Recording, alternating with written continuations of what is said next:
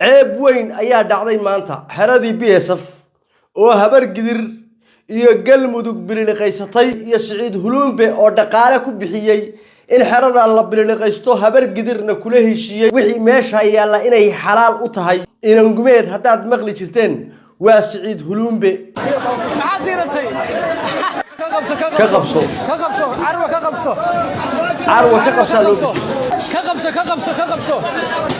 باللغة كذا عيسى كقبصة وريا. بسم الله الرحمن الرحيم. السلام عليكم ورحمة الله تعالى وبركاته. كل أنتوا وعنا ونكسل عيب إيا فضيحة إيا قلني ما أصوه يتي بطلان عاوة مركان إذن لها وحني وإن قميد وحني وأضون وحني عقل ملئ وحني قرشم ملئ إساق إيا وحا الله صعدابا بني آذن ماها مركي آن إذن لها رير بطلان وما أنت إذن هورتها الله قال كعيو واحد مغشين انت قال كدعي حارونتي BSF لا ويرري horta sida wax u dhaceen iyo Siciid Huluumbe waxa uu gunnimada uu maanta sameeyay baan rabaa inaan idinka dabageeyo intiinaan ogeyn waxa la idin tusay ciidan meel taagan BSF baa la soo afjaray u kaadiye Siciid Huluumbe isbuucii ugu dambeeyay wuxuu dhaqaale ku bixinayay oo la shirayay saraakiisha iyo ciidamada galmudug khaasatan habar gidir oo u hanjabtay oo tiri hadaad gaalkacay xabad ka ridid toos baynu isu arkaynaa waxaad ogeydeen wasiirka dawlihiisa warfaafinta mar la weydiiyo liiri galmudug baad daro la doonateen weydiiso jawaabta ka jawaab arinka ka jawaabi maayo waa tuur Siciid Huluumbe malaayiin dollar buu wuxuu ku bixiyay BSF sidii loo soo afjari lahaa haddaba xagee buu la aaday yaa qaatay lacagta yaa la siiyay galmudug iyo habar gidir buu wuxuu ku laalushay in saddex ciidan oo magaalada gaalkacyo jooga lala soo afjaro laba kamid ah habar gidir waa diiday ciidanka ku jira barda dheere ee reer biciidyahan iyo ciidanka leylkase labada ciidan waxay dheen anagu waa dad reer muduga wadanka nala degan leylkase iyo reer biciidyahan iyo anaguna oo sacada waxaan isu naqaanaa hebel iyo hebel baan isu naqaanaa jifi iyo qoys baan isu naqaanaa anagu dagaalka leylkase iyo reer biciidyahan xerooyinkooda dagaal kuma qaadi karno imma xerada BSF iyo wiilasha reer bari oo aan la garanayn waa kula soo afjaraynaa maxaad noo ogashahay Siciid Huluumbe horta tii lacag ahayd ayuu farta ka saaray wuxuu yiri ila dagaal gala xerada wax allaale iyo waxa ku jirana bililiqo binataro xor baad u tihiin wax allaale waxaad xerada ka heshaan cid idin daba galaysa ma jirto muhiimadaydu waa inaan ma Cismaan Diyaaro iyo BSF iyo nimanka bahdiray waxa weeye igu wareegaya inaan soo afjaro geed dheer iyo geed gaaban waa u fuushanahay dad leelka si reer biciidiyaan ka baqaysaan oo aad leedin reer mudug baan isla nahay oo bari baan isdilaynaa oo waa isnaqaana wiilasha reer bari la soo afjaray sidii baa dhiilkii ku dhacay sidii baa lagu heshiiyay ciidamadii habar gidir ee galmudug dhabar jabin ayay sameeyeen meeshii ciidanku u firxan lahaa iyo meeshii ay ka dagaal gali lahaayeen iyo waxa weeye dib u garasho dhabarkay kaga bilaabeen dhabarkay u soo fadhiisteen Siciid Huluumbe nimankii Cumar Maxamuud kaarayaashii gaalkacay lagu ilaalin jiray iyo ciidankii furinta ku jiray iyo boolis iyo birmad iyo BMF iyo asluub wax allaale wixii ciidan Puntland lahayd oo dhan gaalkacay isku keenay isbuucan iyo isbuucii la soo dhaafay ciidanka waa lagu daabulay xitaa asluubtii baa la geeyay haddaba nimanka toos lama dagaalamin Siciid Huluumbe waa inaan gumeed fulay ah oo doqon ah waligay wax ka damiir xun oo ka liita oo ka tayo xun oo ka aqli xun Puntland ma soo marin ciidankii BSF xerada ku jiray waxa lagu bilaabay kaarihii saabuun taangi BM iyo qoriga loo yaqaano hoobiyaha xeradii waxa laga dhigay hoobiye iyo taangi waxa moodaa in lala dagaalamayo baan ku yiri gooni goosato in lala dagaalamayo waxaan ahayn qori hoobiye ah inta loo rakibtay iyo kaarayaashii furinta ku jiray iyo kaarihii saabuun raggii soo qabtay saabuun bay kamid ahaayeen ciidamada BSF ee waxa weeye gooni goostada ka soo qaaday kaarihii saabuun baa inta la soo istaaray nimankii Cumar Maxamuud ee waliba reer Mahad waxay ciidan iyo hub hayeen godo iyo gacmo faleenta laga soo guray ayaa gaalkacyo la kala xeradii BSF waa lagu bilaabay dam wax aan madfac waa arkaysaan waxa qiiq iyo board ka kacay meesha hal xaba kama dhicin hal ciidan ma galin ciidamadaas waxa la dhacay wax allaale iyo wixii hub Puntland yaalay oo dhan iyo wax la soo ergeystay oo dhan baa la dhacay ciidankii markay dagaalameen oo nimankii habargidirna dhabarka kaga soo dhufteen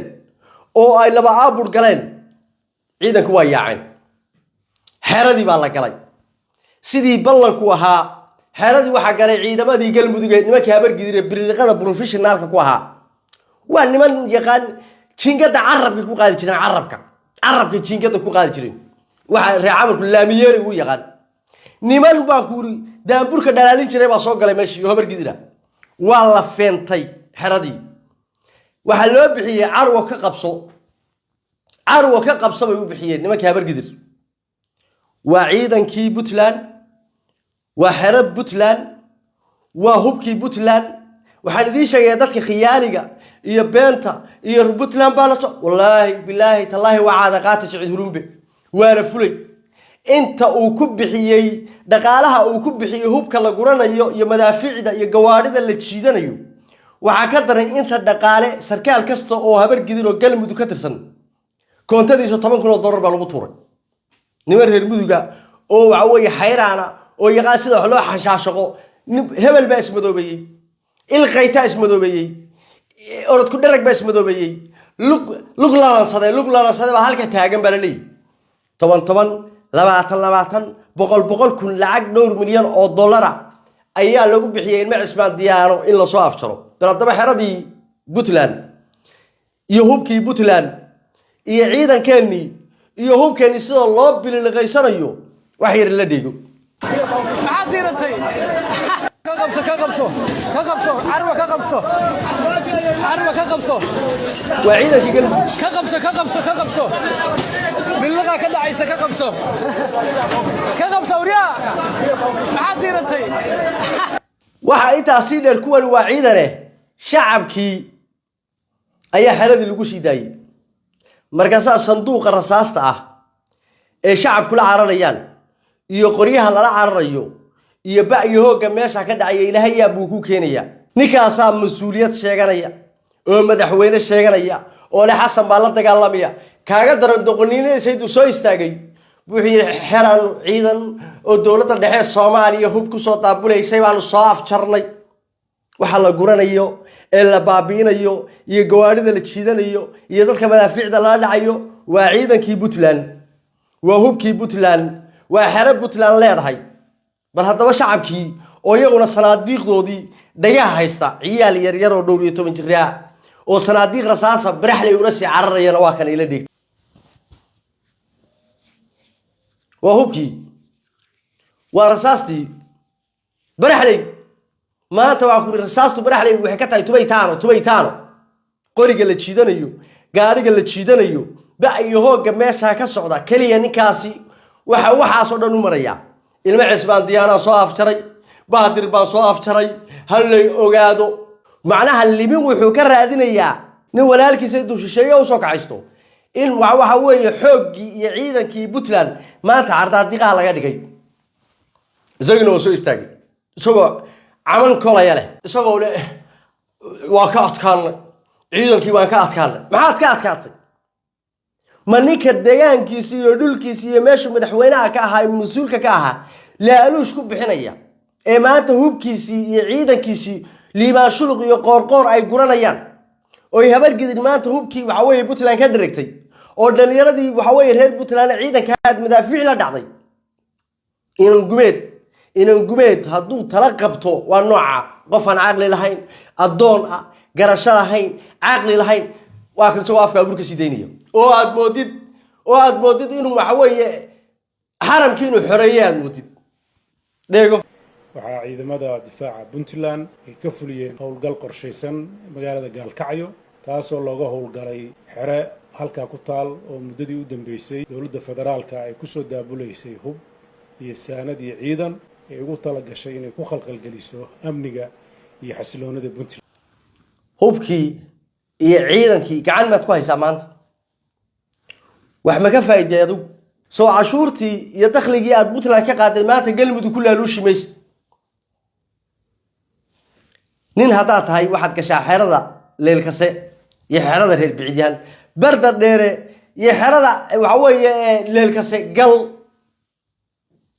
habargidir waa niman aad u caqli badan war anagu reer biciidiyaan bay dhaheen wallahi naga taynaa inaan fooda gelinayn leelkasana anagu fooda gelin mayno laakiin nimanka reer bariga isgarar mayno oo kula soo afjarayna laakiin maxaad noo goshaa $1 million buu shubay حتى قور يلي باشلوق بسين لعقته waxaa qaatay saraakiil habar gidira oo ciidanka galmudug ka tirsan ee dawladda federaalka $1 milyan buu shubay inaan xabadna aanay ku soo ridin xeradana ay biliqaystaan waxa dheer maxaan ba ka weynayba maxaan anagu ku weynaa xabadna anagu waxa way ridi mayno dhabarka damaanu iska taagaynaa kii soo baxana madfac baanu qabadsiinaynaa wixii xagga ku dhintay wixii xagga ku dhintay anaga maxaa laga galay wax lacagteedii soo nama siinaa xerada markaanu ay nimankaas aanu galana wixii aanu qaadana anaga leh gaariga cabdibilaaha ay nimanka habargidi jiidanayaan sanaadiiqda hubka ah ay guranayaan carwo ka qabsay u bixiyeen ka qabso maanta waxa weeye galmudug rasaastu tubaytaan ay ka tahay qoryaha aakaha ah waxa weeye gawaarida istamniyada waxa weeye madaafiicda wax allaale barwaaqa loogu dhigay waa soo istaagay markaas uu yiri waxaan soo dib u xoreynay ee xeradii BSF iyo dawladda Soomaaliya ciidamada lacagta siinaysid ee habargidir galmudug soo kuwa federaal ka tirsan ma ciidanka federaalka maanta ma waxbaad yeeshay Xasan Sheikh mase waxbaad u faa'iideysay Xasan Sheikh ilma adeertiis iyo ciidankiisi iyo saraakiishiisi soo hubkii Puntland maanta lama wareegin soo xerada BSF may biliqaysan soo $1 milyan ma qaadan waa ay ciidad waxa way uma sheeganaysaa Xasan kaadu hanjabaysaa xaguu jooga Xasan isagii baa badrgay ciidankiisa $1 milyan bay qaateen hub iyo rasaas buu haystaa haddii hubkan Xasan Sheikh soo dhiibay maantana Xasan Sheikh baa qaatay hal gaari iyo hal madfac iyo hal qori oo Saciid Huluumbe iyo Team Fairs ay qaateen ma jirto indhahooda shanta baa la jiitay indhahooda shanta xerada markii ay ka dhargeen ciidanka galmudug oo ay ka haabteen wixii gaari jajabay iyo wixii madfac ku dhacay iyo wixii hoobiya ku dhacay meesha ugu tageen waxa aad arkaysaa isoo wuxuu guranaya waa ciidankii habargidir iyo galmudug marka Xasan hubaad maanta ka qabsatay hubkiisina waa qaatay Xasan hadiiba hub yaalay meeshan oo hubka aad sheegayso leedahay Xasan ba hub soo diray haduuba Xasan hub soo diray hubkii habargidir ba qaadatay ciidankii federaalka qaatay $1 milyan waa siisay dhalinyaradii reer Puntlandna inna madaafiic baad ku dishay inna waxa weeye iyagoo dhaawacay waxa weeye dhulka wada yaalan maxaa faa'iidada maanta aad heshay Saciid Huluumbe maxay tahay intaad umada u soo ma xishootid damiir ma lihid iimaan laawa oo inan gumeed ah baladeegay qof liciifa baa tahay umada inaad soo hor istaagtid ma ahayn dadkii reer Puntland hantidoodii iyo dhaqaalahoodii iyo hubkoodii ba aad rag ku laalushay adigoo kala war ma yuhuud baa lala dagaalamay waxa meesha kaare nimanka Cumar Maxamed waxay taangiya kaare lahaayeen godogodo iyo gacmo fala joogay waa la soo saaray ciidanka calmiskaad waa la soo saaray birmadkii iyo BMPF waa la soo saaray asluubtii waa la soo saaray booliskii waa la soo saaray ciidankii madaxtooyada la soo saaray waxa lala dagaalamaya 100 nin ma gaadhaan 100 nin oo Cismaan Maxamuuda oo waxa weeye isku jifi ah iyo dhowr qof waa dhalinyaradii reer Puntland way dadka meesha lagu leeyahay madaafiicda la dhacay labada dhinac bay ku garaaceen xeradina galmudug baa ku horeysay oo biliqaysatay hal gaari oo caafimaad qabay ka tagin markaas uu soo istaagay wuxuu yiri Xasan Sheikh baan iska celiyo ciidankii uu soo dirayo hubkiina Xasan Sheikh waa qaatay ragaagiina waa laayay xeradina waa biliqaystay maxaad faa'iiday bal reer Puntland Team Fairs bal reer Puntland maanta waxay faa'iideen ii sheega dhalinyaradii waa la laayay hubkeeni waa la biliqaystay xeradeeni waa la gubay Xasan Sheikh hubkiisa waa qaatay $1 milyan waa naga qaatay maxaan faa'iidnay kuwiina leh BSF la soo afjaray BSF la qabtay hubkii Puntland ay lahayd galmudug baa qaadatay $1 milyan waa loogu daray Xasan maxaa loo dhimay Xasan ma waxbuu faa'iiday maanta خسارة كتيرة يا خسارة كتيرة إن عشور تادي لعقت لقى قادي إن وحوي اللي قولها لو شقل مدو وهبرق الرياضة وحوي هو كان قاطع لعقت قاطع ضد كان اللاية يديك هلا يديك أكرر بتلانو هبرق الرياضة وحكون عويدا للكسي ما قالين دهن والله كطاه أنا يلا الكسي وصلنا قلنا هير بعيدها هي برضه دير نو بيدهن كون مصاف ترى ها محل سينيسا 1,000,000 كان هبل صدق وسي إنا مردنته أرد كدرك العور دجال وياك بقول يا لبعتن نين أوهر لباح له وي بلعك بحي حالدنا هبر قدير باقي شيء أو باللغيستي وقتها عارو كقبسو بحين كقبسو محاضيرتي كقبسو عروة كقبسو باللغة كذا عيسى كقبسو إنا لله وإنا إليه راجعون إنا لله وإنا إليه راجعون بوتلان واكو ديسي بوتلان واكو ديسي المعسبان ديانو iyo BSF iyo ciidankii waxa weey meesha lagu galayna dagaal hor leh oo arcartiisa wata oo saanadiisa iyo hubkiisa wata bay soo qaadayaan meel walbana waa ka bilaabanaysa qarnay ka bilaabanaysa boosaasay kaaga bilaabanaysa garowe kaaga bilaabanaysa gaalkacay kaaga bilaabanaysa jifidan yaraad ka dhalatay bahdul baatay ilmo geesooda meel walba dekana u gelisay oo meel walba ciidan u dhiibtay waxaan ku tusayaa adigoo Yaman u qaxay Yaman adigoo iska dhiibay Saciid Hulumbow eegay ama Uganda iska dhiibay baan ku tusayaa laakiin bahdul baatay iyo jifidaada dekanada aad gelisay oo cid walba dekana u gelisay eegay iyaga ka naasnaasi doona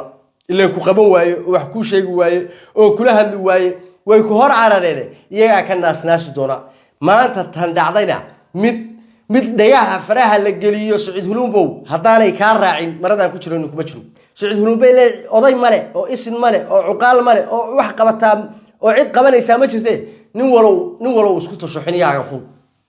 warsanay nabadino salaamu calaykum wa rahmatullahi ta'ala wa barakaatuh